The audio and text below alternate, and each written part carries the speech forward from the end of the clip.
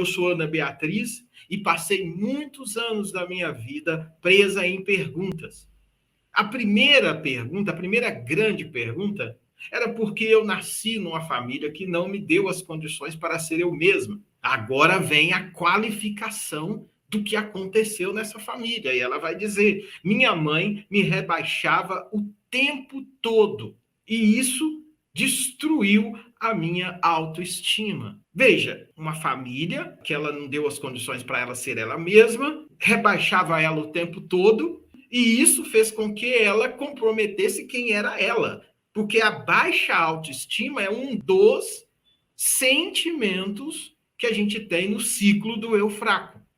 Porque na medida que ela não consegue ser ela mesma, ela vai para um relacionamento, e o que ela faz no relacionamento? Ela se rebaixa. Se ela se rebaixa no relacionamento, ela cria uma relação de dependência, de codependência emocional. E aí ela tem medo de perder o tempo inteiro. Se ela vai para um chefe, para um trabalho, ela estabelece relacionamentos abusivos com a chefia.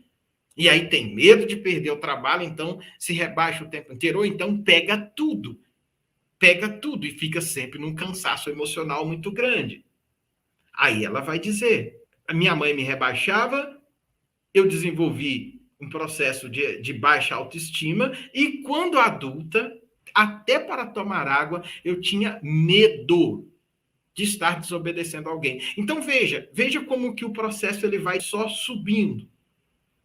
Família não me deu as condições para ser eu mesma, me rebaixava, eu tive problemas na autoestima, e aí ela chega, então, na dificuldade de tomar decisões, porque se ela tem dificuldade de estar achando que está sempre desobedecendo alguém, isso significa que ela vai ter, em instâncias maiores, a dificuldade de tomar decisões por conta própria. E aí vem o processo óbvio do medo que está ligado à culpa. Porque se ela toma por ela mesma, ela fica culpada. Se ela não toma, ela também fica culpada. E aí ela vai dizer: por isso eu entrei num caracol tão profundo de perguntas que eu cheguei a questionar a minha própria existência. Eu quero que você grave isso aqui. Isso aqui para a gente é muito importante para eu conseguir explicar para você por que você não é um acidente de percurso. Boa parte ou muito da sua angústia é porque, indiretamente, essa história da Ana Beatriz, por isso que eu escolhi ela,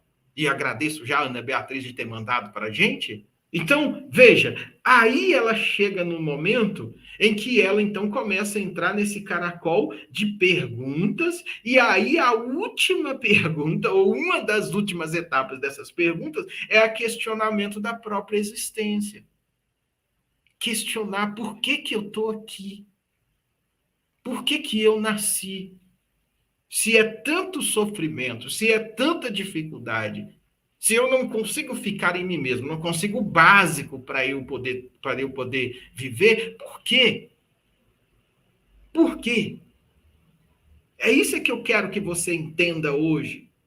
Fique ligado nessa questão hoje aqui, porque talvez você se identifique com a história da Ana Beatriz. Porque é essa história que eu quero mostrar, a partir dela, das algumas questões que ela coloca, por que você não é um acidente de percurso. E aí ela vai dizer assim, ela continua: no fundo, eu não confiava de verdade em ninguém. Eu não confiava em ninguém e não me entregava de verdade para ninguém. Eu tinha medo de ser rejeitada. Eu não sabia o que era amor de verdade. E por isso, as perguntas sem fim me levavam a ver que não havia mais sentido em viver. Olha para vocês perceberem como é que esse caracol do ciclo do eu fraco faz perguntas que muitas vezes você não consegue responder, a não ser que alguém proponha que você volte ao passado ou que encontre a tal pessoa que fez com você. Aí sim a pessoa vai sair desse caracol. É isso que ela acredita? Se ela acredita assim, a vida dela ou a sua vida fica condicionada a outra pessoa.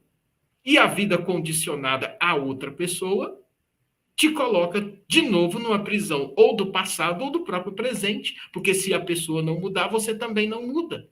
Se a pessoa não movimentar, você está com a sua vida, de certa forma, travada.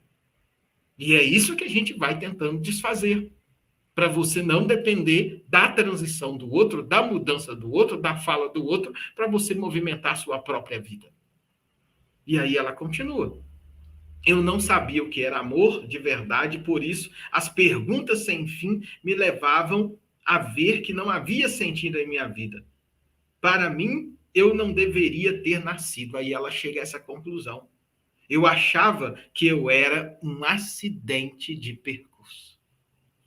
Eu achava que eu era um acidente de percurso. Vocês conseguem perceber como que vai sendo o número, a escada do ciclo do eu fraco? Problema com a família, mãe ou pai, não se consegue achar no eixo, vem para o buraco vazio na alma, não consegue tomar as decisões, se toma por ela mesma, tem culpa, começa a fazer perguntas,